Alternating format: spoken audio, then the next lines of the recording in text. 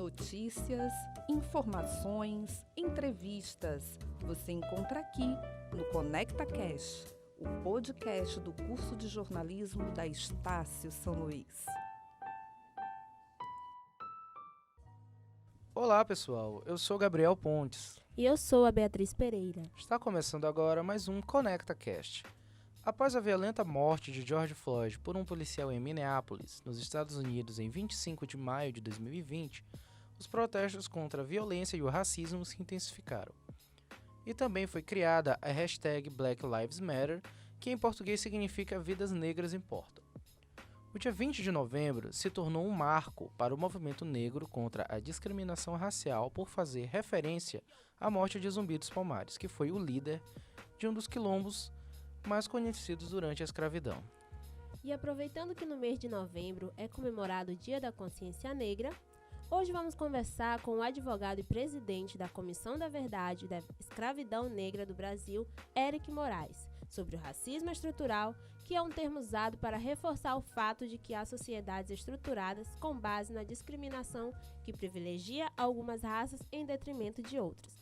Olá, Eric!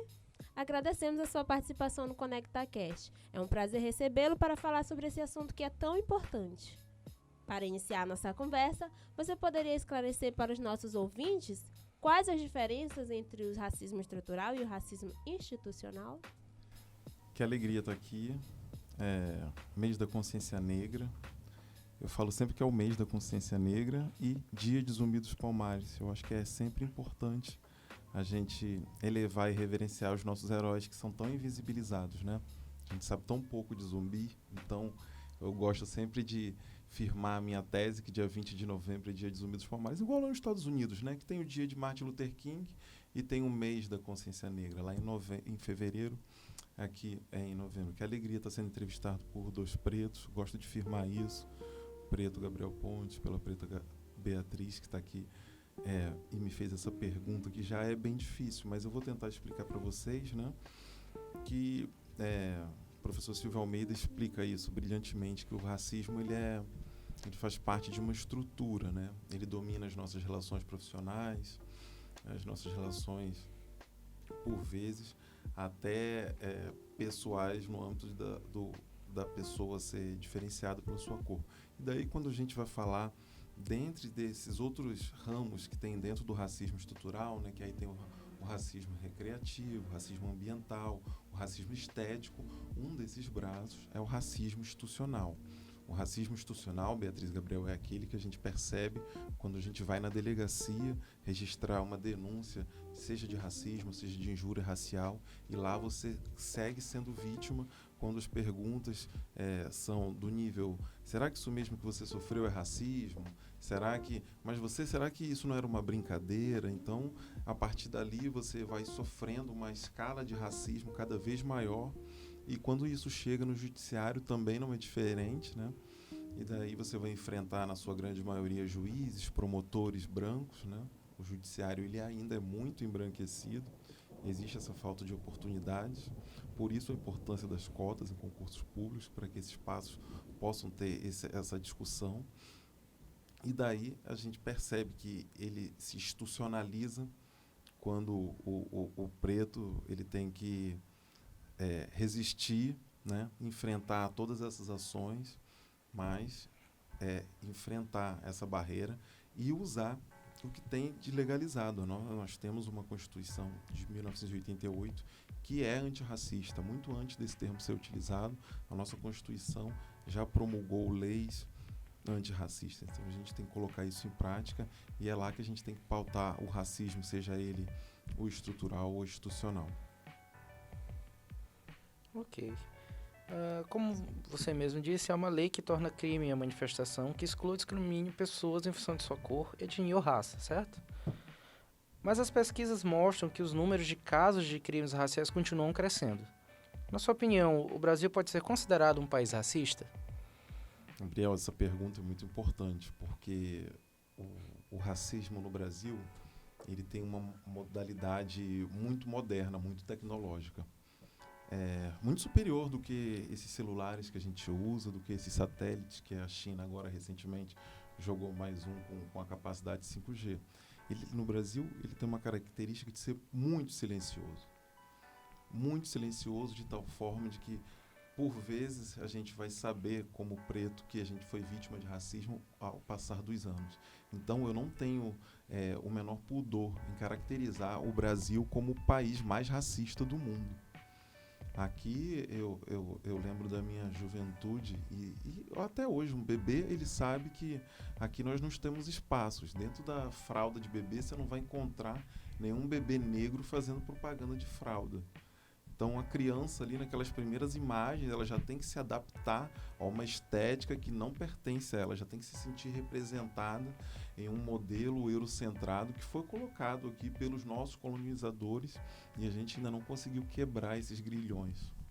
Você falou na questão da representatividade e eu gostaria de falar para você qual a importância, que eu falo por mim mesma, que tenho muito isso comigo, de chegar e reparar nos ambientes. Quais são os cargos que estão sendo exercidos pelos pretos? Então, se eu chego em um ambiente que eu vejo que eu não estou vendo, já vou automaticamente me excluindo também. Então, qual é a importância da representatividade nessa questão? A representatividade, Beatriz, é importantíssima. Essa pergunta também é fundamental para que a gente possa explicar esse processo antirracista com o qual o Brasil tem que se inserir, assim como o estado do Maranhão, a nossa cidade, São Luís. E o que acontece? Eu me lembro bem quando eu fiz o meu vestibular para comunicação na UFMA, em 99, e quando eu cheguei lá, que eu fui me tocar que só existia 2 repórteres negros no mercado de trabalho. Era o Heraldo na Globo e a Glória Maria. Não existia nenhum outro no início dos anos 2000.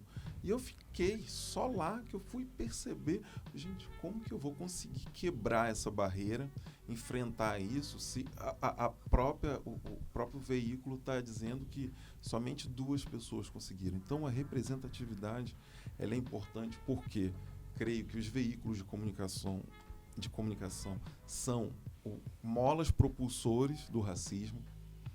É preciso ainda que tenha um entendimento muito maior no sentido de que a gente precisa se enxergar nos meios de publicidade, no vídeo, na música, na TV.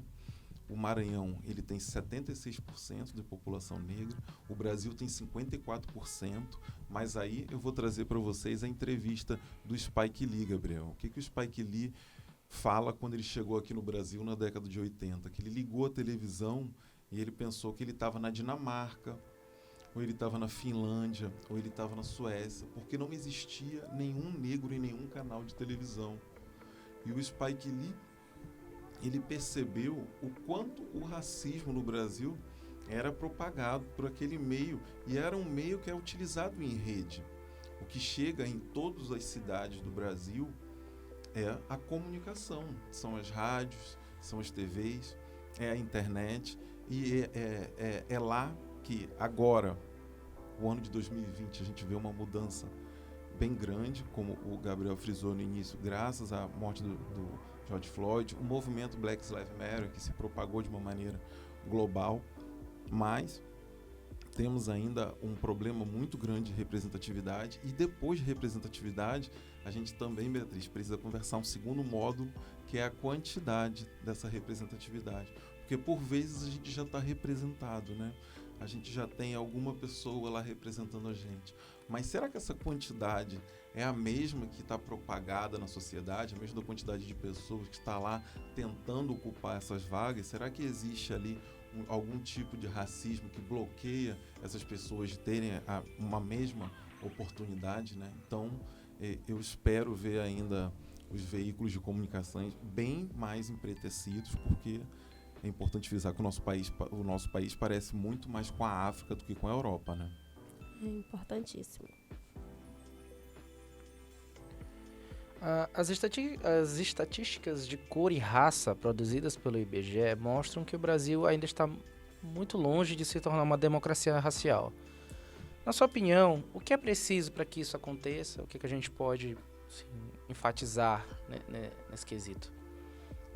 Gabriel, a luta antirracista no Brasil, ela é muito recente, né? O movimento negro no Brasil, ele é da década de 70, e desde então a gente vem lutando pela igualdade racial.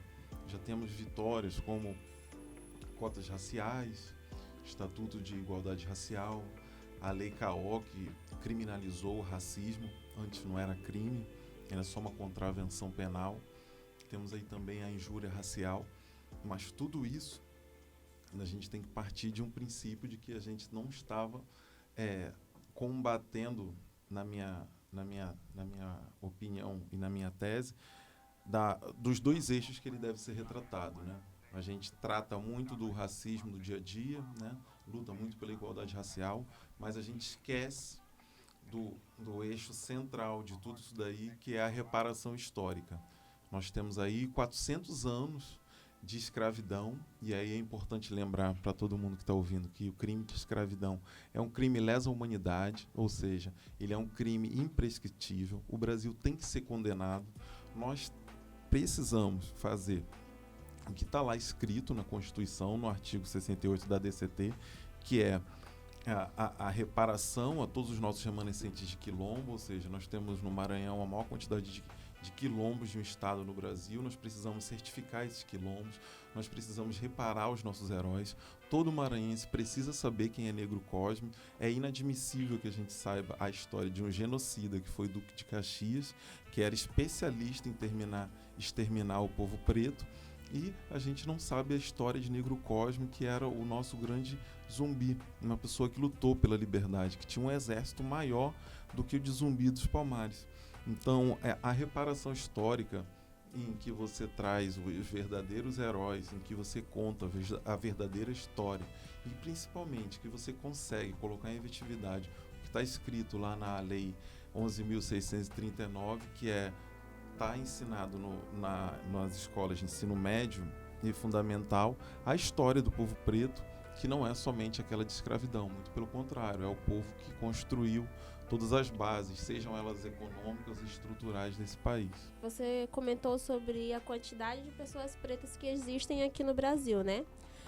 Segundo os dados do IBGE, o Brasil ele tem a maior população negra fora da África.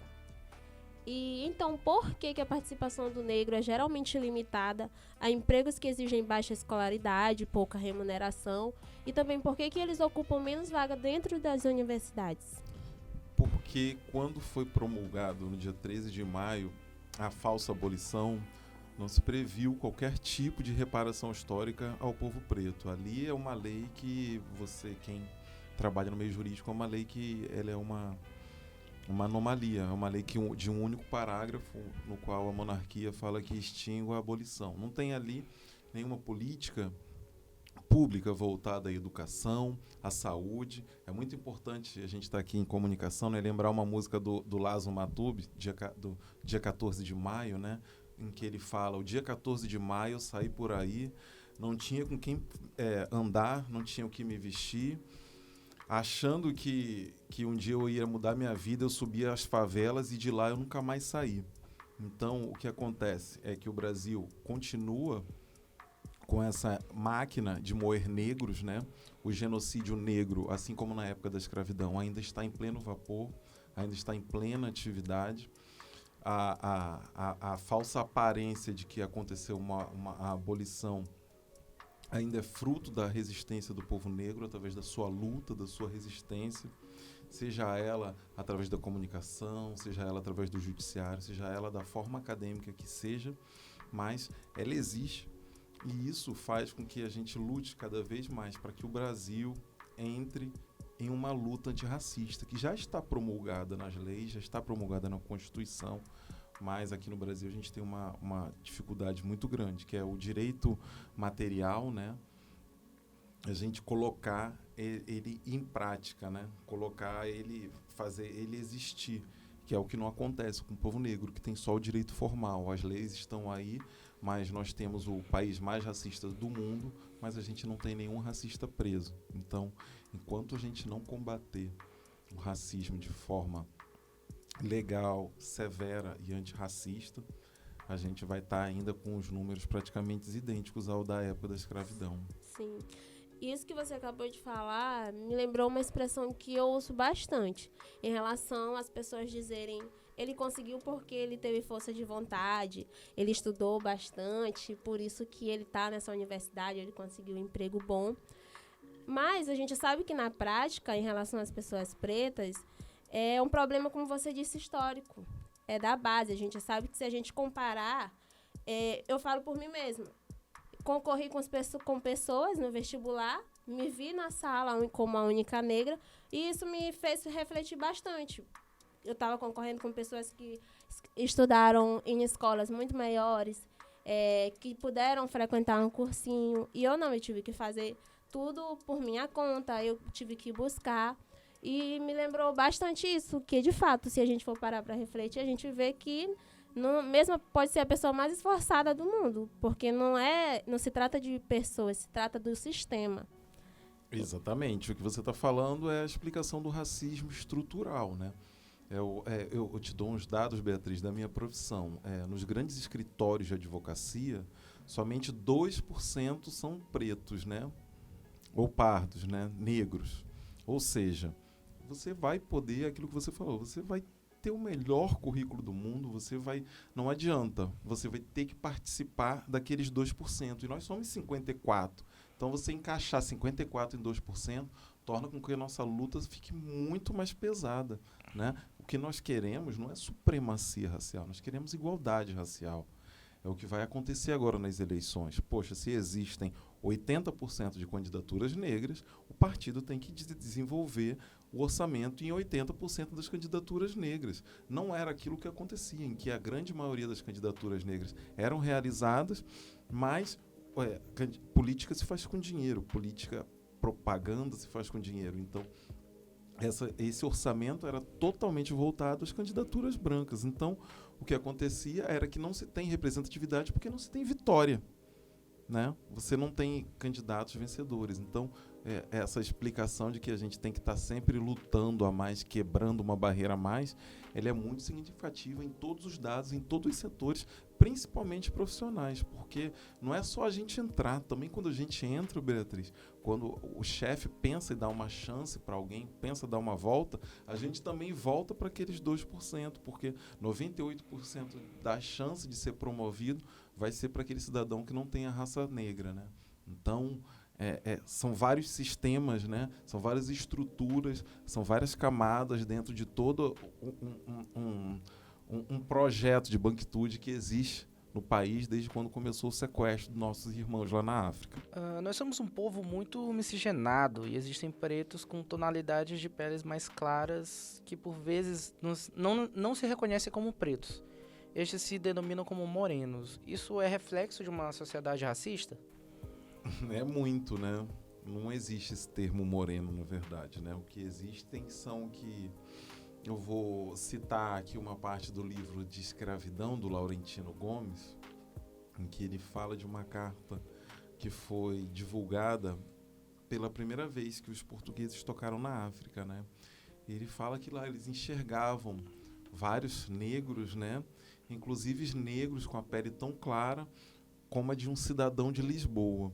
Então, a característica do negro em que o sistema racista quer classificar dentro do Brasil é sempre aquela no qual ele possa forjar melhor a sua escala, né? Conseguir colocar em cada devido lugar. Então, a gente tem aqui no Brasil um colorismo, né? Que a gente chama na literatura negra, ou seja, quanto mais retinto for a cor da pele negra, né? A gente tem aqui a Beatriz na minha frente, ela é mais retinta do que eu, ela vai ter menos direitos do que eu. Eu sou o negro que tem uma pele um pouco mais clara, então isso vai me permitir ter uma quantidade de direitos um pouco maior do que ela. Isso não vai tirar minha negritude, também não vai ampliar o direito dela, isso é só uma engenhoca, né? Como eu falo, o racismo ele é uma tecnologia de poder, né? Isso é uma forma com que o racismo vai enquadrando os negros em determinados lugares, né?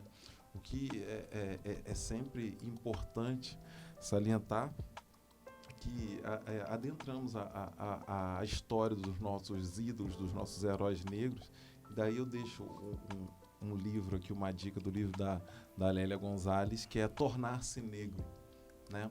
A Beatriz tocou aqui o quanto ela se auto-identificou quando ela percebeu que ela era a única negra dentro da sala de aula. Isso o Silvio Almeida caracteriza muito, né? Que são os negros, a gente nasce várias vezes perante a vida e são geralmente nessas situações de racismo, né? O que existe no Brasil, caracterizando aí, essa classificação de moreno, né? Que até era um livro bem característico, paradidático das nossas escolas, né?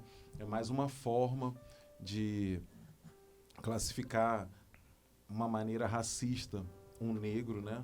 No caso, um moreno, que seria um tipo de negro que teria ali um certo tipo de privilégio, né? Mas que também continuaria ali encostado e não tem acesso às oportunidades na sociedade. E em relação às cotas, que como você comentou, elas foram criadas para corrigir injustiças históricas na sociedade brasileira. E em relação a elas, há uma grande discussão. Você considera que elas realmente funcionam? Sem dúvida, Beatriz. É uma pena, né, que a gente ainda esteja tocando nesses assuntos ainda no Brasil, né? Eu aproveito aqui para falar do lançamento do Observatório de Cotas, que a OAB, através da comissão do qual sou presidente da Verdade da Escravidão, a DPE e a DPU lançaram um site para denúncias de notícias crime a fraudadores de cotas raciais em concursos públicos, editais e vestibulares. Pode visitar o site dessas 3 instituições, DPE, DPU ou OAB. Lá você vai estar clicando em cima do Observatórios Raciais e vai estar podendo fazendo isso. Já aproveitando que foi um assunto que explodiu no Maranhão, né? A gente tem a Universidade Federal com mais de 400 casos em investigação.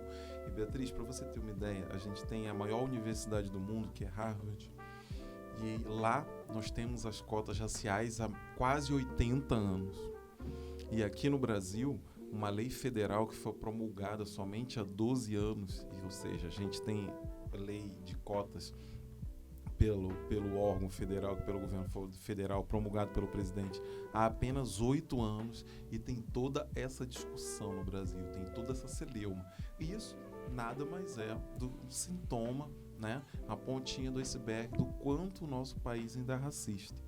O Brasil tem lá na sua Constituição, no artigo 5º, que é o mais importante, dizendo que o Brasil vai tratar das discriminações raciais, ou seja, então isso inclui a adoção de ações afirmativas, ou seja, se nas nossas universidades a gente só tinha 13% de negros numa população que é 54%, algo ali apontava que a condição histórica dos negros perante a escravidão era um fator que precisava ser corrigido, e isso é feito através do Estado, assim como é feito em todos os países que tiveram esses processos de escravidão negra, né?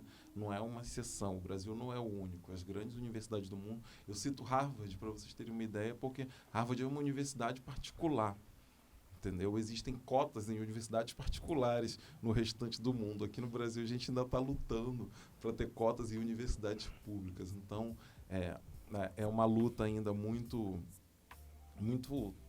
árdua a ser tratada aqui no Brasil. Você falou dos casos, mais de 400 casos que estão sendo investigados. Eu queria te perguntar aí, como é que é feita, por que não são feitas fiscalizações melhores nesses sistemas de identificação? Por que não é feito com foto? Ou não teria um banco de dados que seria junto ao banco da Secretaria de Segurança Pública, no caso onde a gente tem as identidades? A gente poderia fazer uma junção desses sistemas para fazer uma melhor fiscalização e tudo mais. Por que isso não acontece? Gabriel, a lei de cotas não previu nada em relação à heteroidentificação. Em um primeiro momento, ela previu somente a autodeclaração, ou seja, o cidadão preenchia o formulário e se autodeclarava negro, né? Em um primeiro momento, foi-se instituída por medidas administrativas, as próprias universidades colocaram em suas comissões. Em um segundo momento, saiu uma portaria do governo federal que somente a autodeclaração era suficiente, e daí a gente passou aí um período de quase 10 anos sem nenhum tipo de fiscalização, E agora, né, com uma segunda portaria de 2018, foi instituído novamente que precisava ser colocado em funcionamento as comissões de heteroidentificação. O que acontece também, Gabriel, é que além das comissões de heteroidentificação ainda terem essas diversas falhas, né, é um assunto muito delicado, né? A gente fica ali no liame muito difícil, né? Porque no Brasil a gente tem uma miscigenação muito grande, então a gente vai ter ali pessoas próximas do pardo, né? Que talvez não sejam classificadas e precisam discutir isso em algumas esferas. Agora, o que acontece muito é o fenômeno da afroconveniência no Brasil, né? Que é a pessoa se identificar como negro somente em determinado momento e para usurpar algum direito que não aquele da reparação histórica.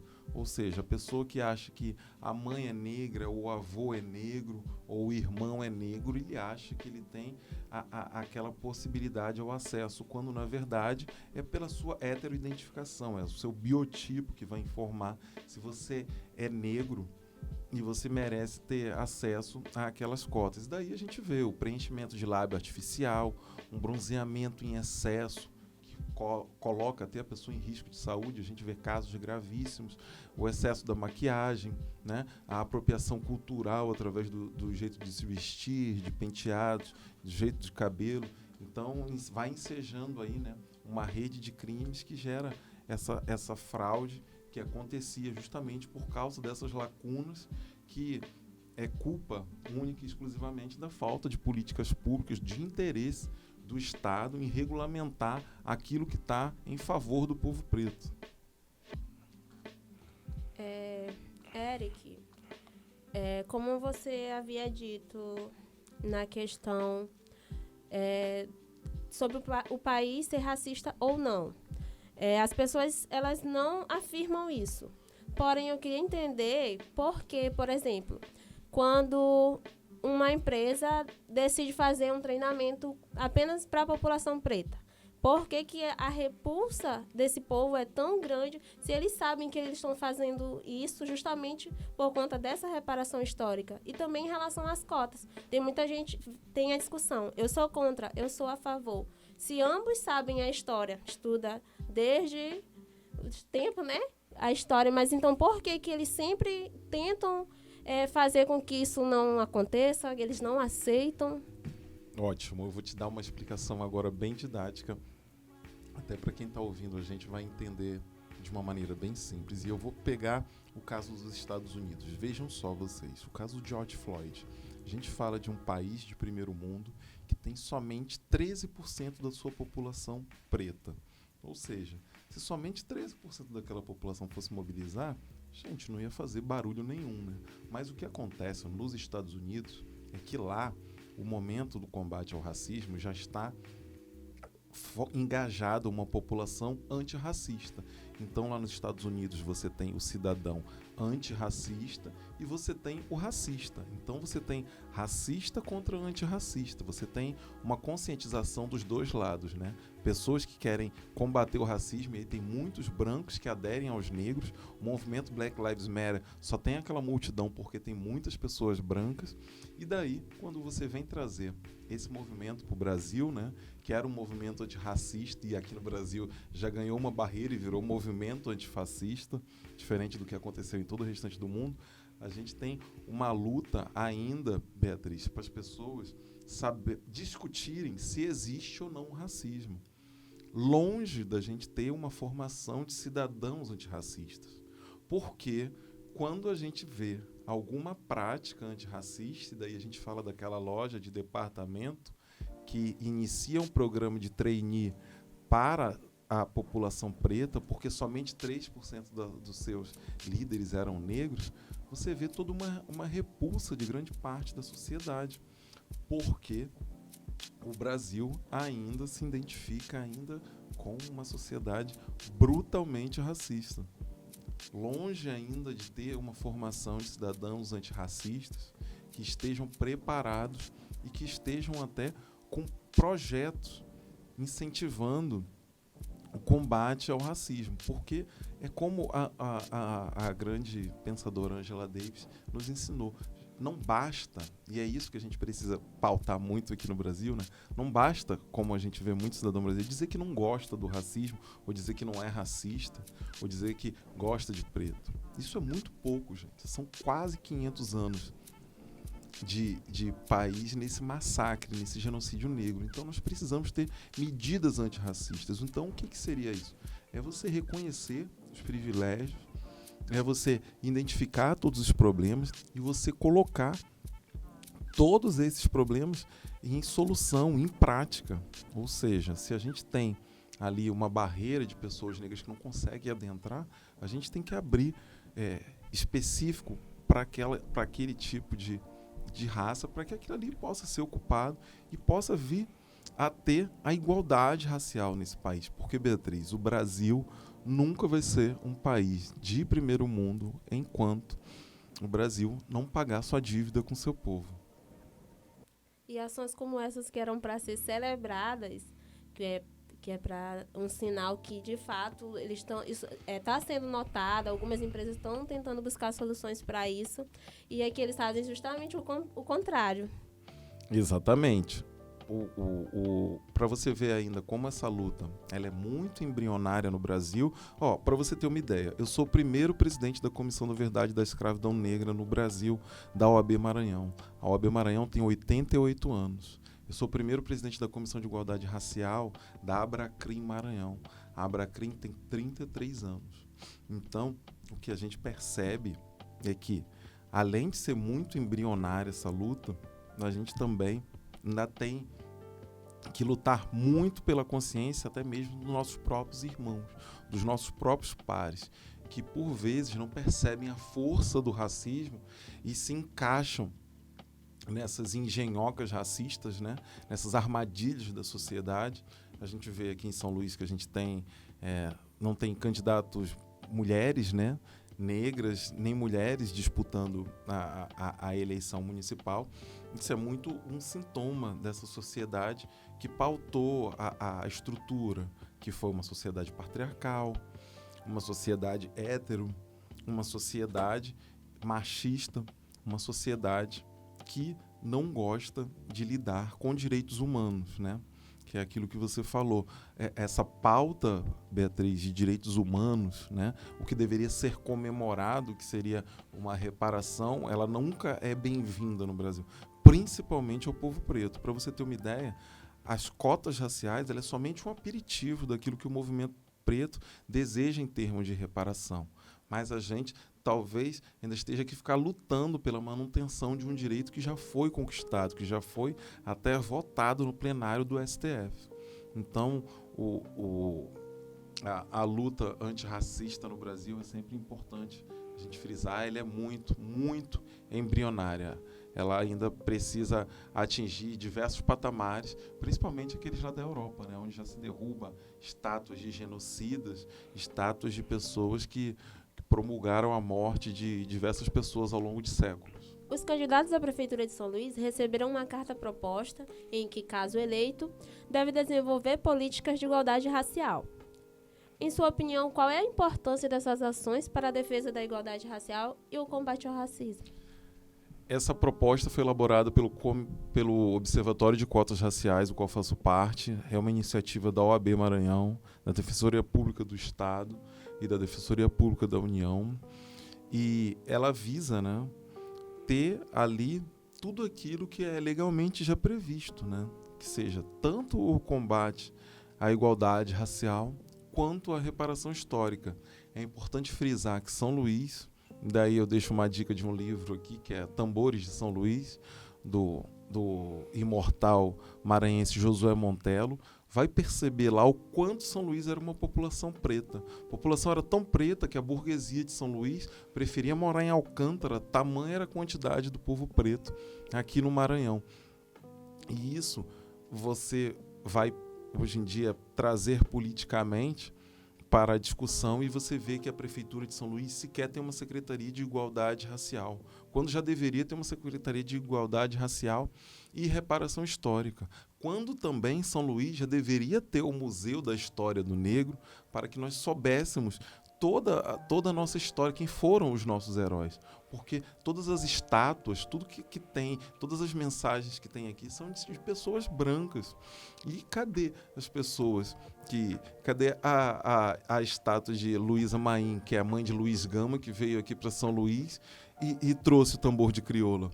Cadê a estátua de Rainha Gotimé, que fundou o primeiro terreiro do Brasil, aqui no Brasil, aqui no nosso centro, que é a Casa das Minas? Cadê a estátua de Negro Cosme? Então, cadê o nosso tour, um city tour pela nossa história? Nós temos o Centro de Cultura Negra no Maranhão. Lá era um lugar que se vendia escravos, as pessoas não sabem disso. Então, assim, tem muita coisa ainda, tanto de lugares sagrados, lugares históricos, de personagens, a ser feita essa reparação. E a proposta desse documento é com que isso seja pautado desde então, porque até o momento ele é completamente esquecido na nossa cidade. Nós ficamos extremamente honrados e agradecidos por você aceito o nosso convite. Gostamos bastante dessa conversa, acho que nossos ouvintes também. Gente, quero agradecer o convite da professora Lila, em nome da Estácio. Sou filho de uma advogada formada na Estácio em 1992, lá no Rio de Janeiro. Era a única unidade da Estácio que existia no Brasil, então é uma honra muito grande estar aqui nesse espaço. Eu fui criado nas salas da Estácio, né? Minha mãe era muito nova, minha mãe tinha 20 anos quando ela me teve. Então, foi nas salas de direito da Estácio que eu vi minha mãe se formar. E espero voltar aqui e ajudar nesse combate, nessa luta antirracista, e que vocês acompanhem o trabalho que está sendo realizado também, tanto pela Comissão de Igualdade Racial da Abracrim, que é a Associação Brasileira de Criminalistas do Maranhão, quanto também da Comissão da Verdade e da Escravidão Negra, da OAB, que vocês podem acompanhar pelo Instagram. Tem feito aí um trabalho bem incisivo na luta antirracista na nossa cidade. Obrigado, tá, gente? Obrigado, Beatriz. Obrigado, Gabriel. Nós que agradecemos a disponibilidade e esperamos também recebê-lo mais vezes. Tchau, ouvintes. Agradecemos. Até a próxima edição. Notícias, informações, entrevistas, você encontra aqui no ConectaCast, o podcast do curso de jornalismo da Estácio São Luís.